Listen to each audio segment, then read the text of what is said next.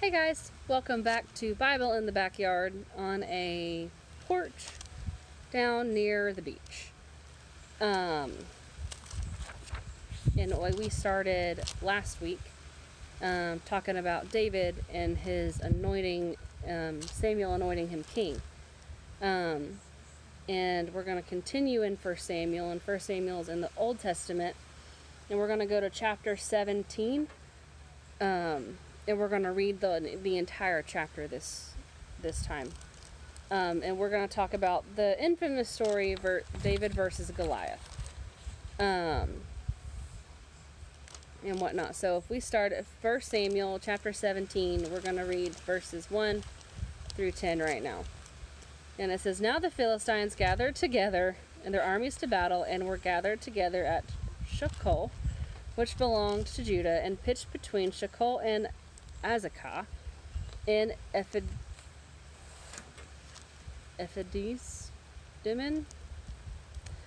And Saul and the men of Israel were gathered together and pitched by the valley of Elah, and set the battle in array against the Philistines. And the Philistines stood on a mountain on one side, and Israel stood on a mountain on the other side, and there was a valley between them. And there went out a champion out of the camp of the Philistines named Goliath of Gath, whose height was 6 cubits and a span." Now, in my notes down here that I have, it says that Goliath could have been 6 feet and 9 inches tall, which is still big for us this day. However, the description that is given to his combat gear would support somebody of like 9 feet, 9 inches tall. I mean, I wouldn't want to go up against them. Oh, no. The answer is no. He had a helmet of brass upon his head, and he was armed with a coat of mail. And the weight of the coat was 5,000 shekels of brass. And he had greaves of brass upon his legs, and a target of brass between his shoulders. And the staff of his spear was like a weaver's beam, and his spearhead weighed 600 shekels of iron, and one bearing a shield went before him. And he stood and cried unto the armies of Israel, and said unto you, Why are ye come out to set your battle in array? Am not I a Philistine, and ye servants to Saul? Choose you a man, and let him come down to me. If he be able to fight with me, and to kill me, then I will be your servants. But if I prevail against him, and kill him, then ye shall be our servants, and serve us. And the Philistines said, I defy the armies of Israel this day. Give me a man, that we may fight together." So, with this, I kind of use forks to hold stuff down. With this, I've always kind of described this to my kids in Sunday school because they understand football. Or my kids always used to understand football, and it was always like taking my son, who's 8, and putting him up against a Patriots linebacker or a professional football defensive lineman, offensive lineman. And I was thinking as I was writing my notes down, I'm like, I don't want to line up against those people. Are you kidding me? I would be smushed to the ground. And then I had another analogy come to me, and it'd be like Spider-Man versus Thanos. By himself. There's no chance of him winning. Like, little scrawny versus Thanos. Like, you're asking someone to come out and fight for a single person to fight for an entire army. That's daunting to me. Let's continue. In verse 11 it says, "And when Saul and all of Israel heard those words of the Philistine, they were dismayed and greatly afraid. Now David was the son of that Ephraite of Bethlehem, Judah, whose name was Jesse, and he had 8 sons, and the man went among him for an old man in the days of Saul. And the 3 eldest sons of Jesse went and followed Saul to the battle. And the names of his 3 sons that went into battle were Eliab the firstborn, and next unto him Abinadab, and the third Shammah. And remember, these were the 3 that stood before Samuel and said, no, I'm not going to anoint them king. because God doesn't look necessarily on what we have outwardly. He looks at what we have inwardly. In verse 14 it says, "And David was the youngest, and the 3 eldest followed Saul. But David went and returned from Saul to feed his father's sheep at Bethlehem. And the Philistine drew near morning and evening." What time is it going to be ready? Oh, in a few minutes. Ready? We're going to have fajitas tonight. All right. Chicken, steak, and shrimp, but it ain't fresh. And the Philistines drew near morning and evening and presented himself for 40 days. So they're sitting there for a month and a half, terrified of this Philistine who keeps coming down, and they're just staring at him like, what am I gonna do? So David went back home to go back to his father after he served Saul, playing the harp for him, to go feed the sheep and check after them and everything. And then he's given another task to do by his dad. That's awesome. That salsa looks good. It's good And then he's given another task. And it says, "And Jesse said unto David his son," in verse 17, "Take now for thy brethren of Ephah of this parched corn and of these 10 loaves, and run to the camp to thy brethren. And carry these 10 cheeses unto the captain of their 1,000, and look how thy brethren fare, and take their pledge." Now Saul and they and all the men of Israel were in the valley of Elah, fighting with the Philistines. And David rose up early in the morning, and left the sheep with a keeper, and took and went as Jesse had commanded him. And he came to the trench as the host was going forth to fight, and shouted for the battle. For Israel and the Philistines had put the battle in array, army against army. And David left his carriage in the hand of the keeper of the carriage, and ran into the army, and came and saluted his brethren. As he talked with them, behold, there came up the champion, the Philistine of Gath, Goliath by name, out of the armies of the Philistines, and spake according to the same words as David heard them. And all the men of Israel, when they saw the man, fled from him, and were sore afraid.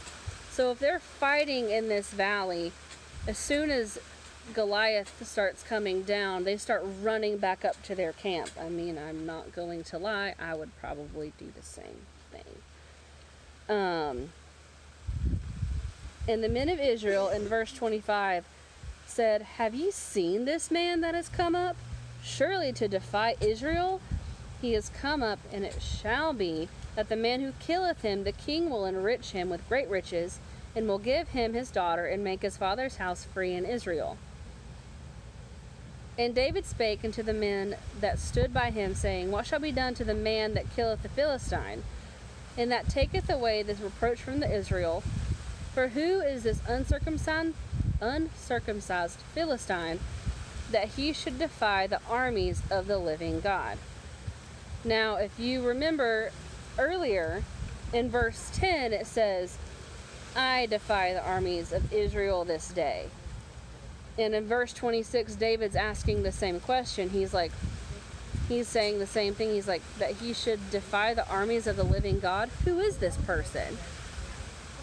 This person, why is he defying us, the children of God that are strong in him and that he can do mighty things?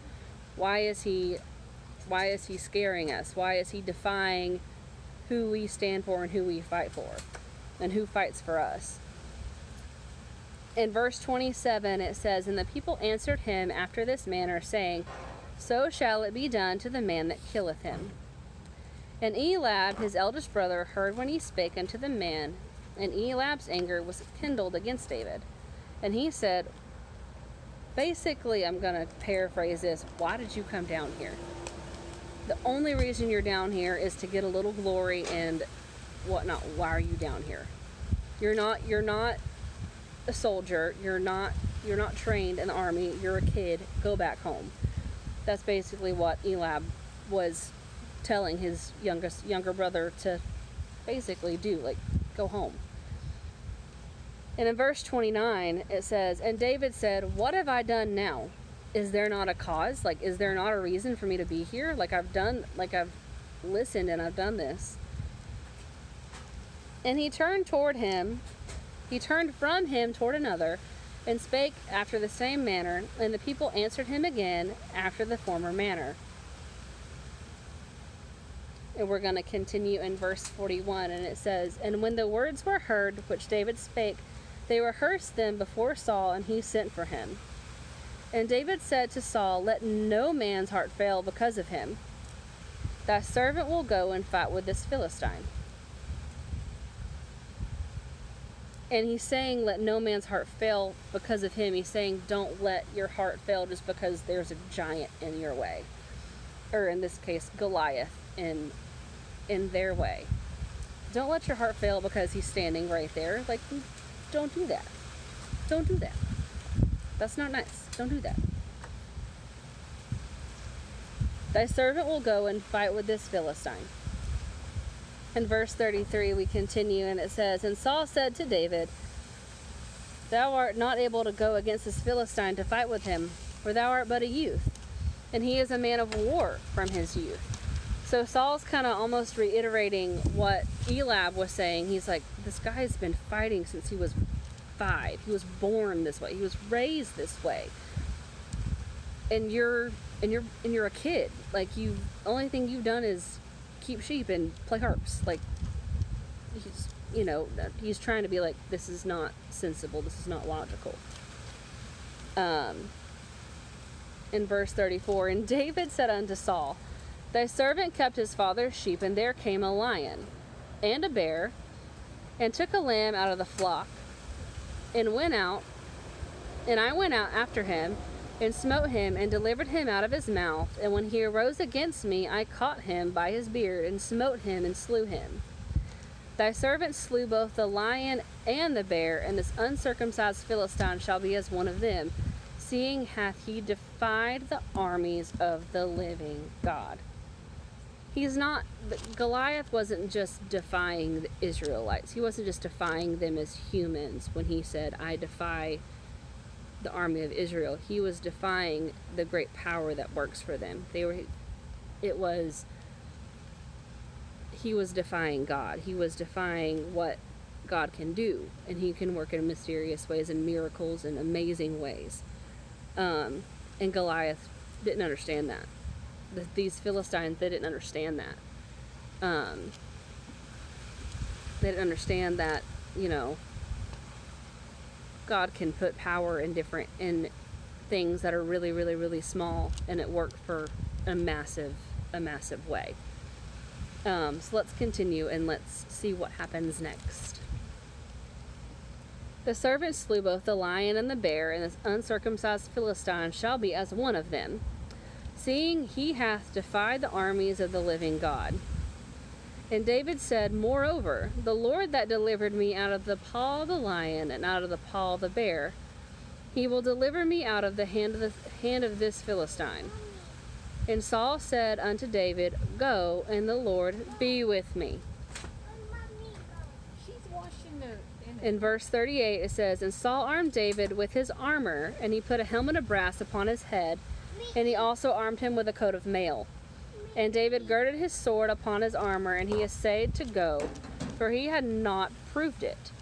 And David said unto Saul, I cannot go with these, for I have not proved them. And David put them off of him.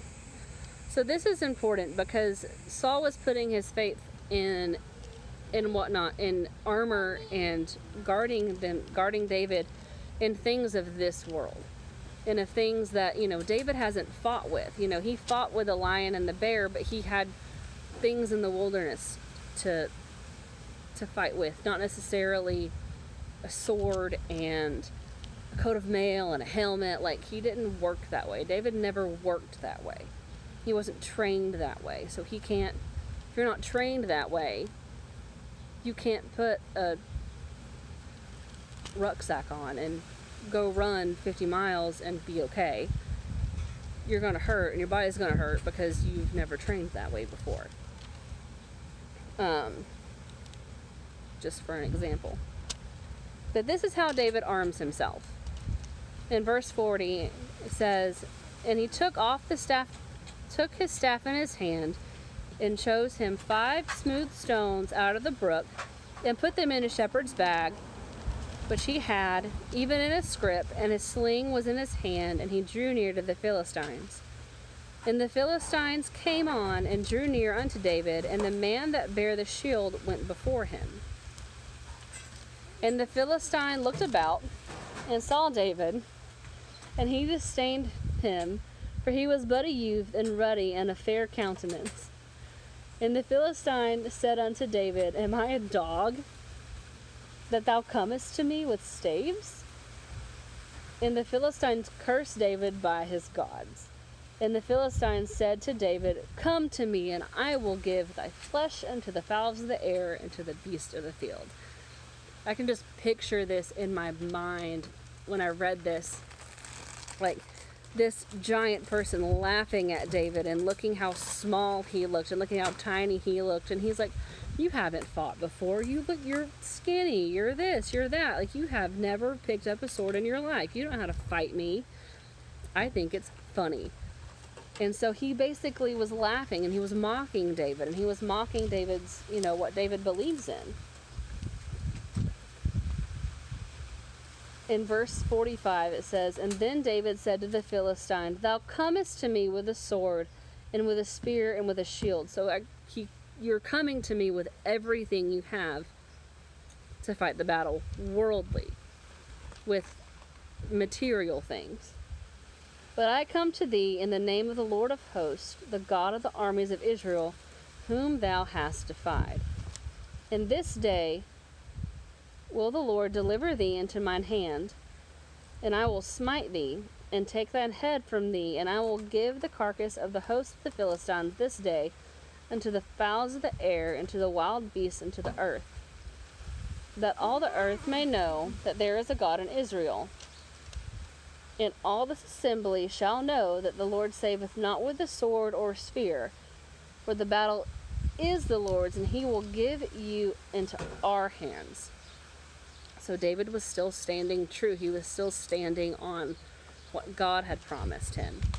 And not going into, okay, he looks terrifying because he has a helmet, he has a shield, he has a sword. Like, he wasn't looking at those things. He was very, very, very much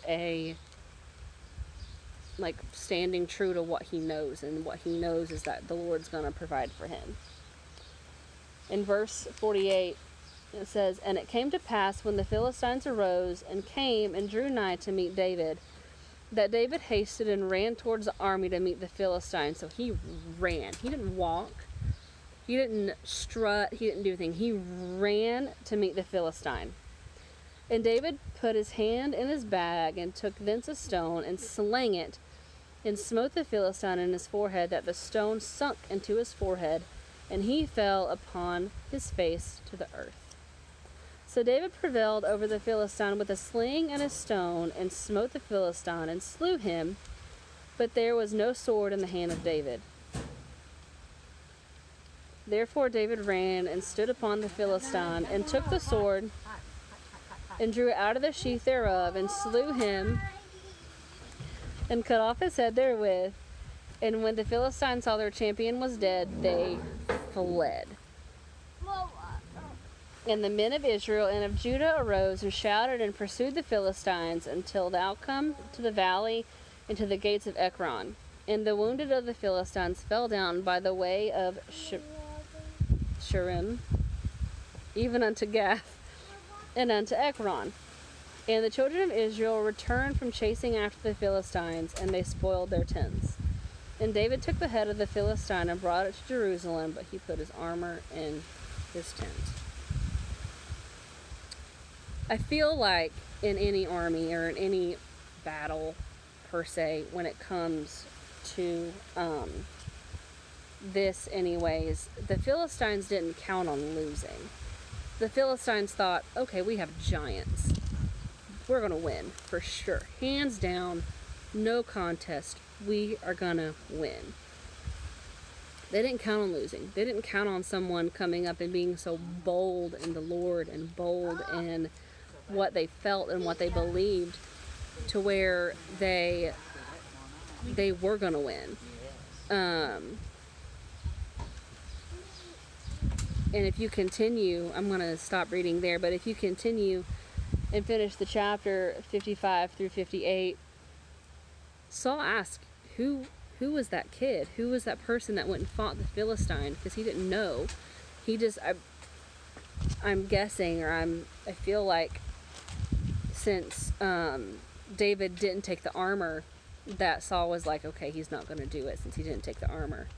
There's no reason why he would go and fight. So he kind of asked. He was like, who are you? And then he says, and David answered, he says, I'm the son of your servant Jesse from Bethlehem. And from that day forward, you know, David and Saul kind of fought side by side, and David was kind of put on this pedestal as a great war hero, and he, you know, led the battles of Israel, and we'll continue that next time in chapter 18. But that's the core basis of David versus Goliath is, you know, this huge, terrifying thing that can be in front of us is daunting to us and is scaring us to death because it looks so big. And the thing is that what's scary to us can be the easiest thing to solve because the thing might be defying our God, who we stand for and who we stand with. So just keep that in mind and whatnot. I hope you guys have a good evening, good day, wherever you're at. And I'll catch you back, guys, next time on Bible in the Backyard.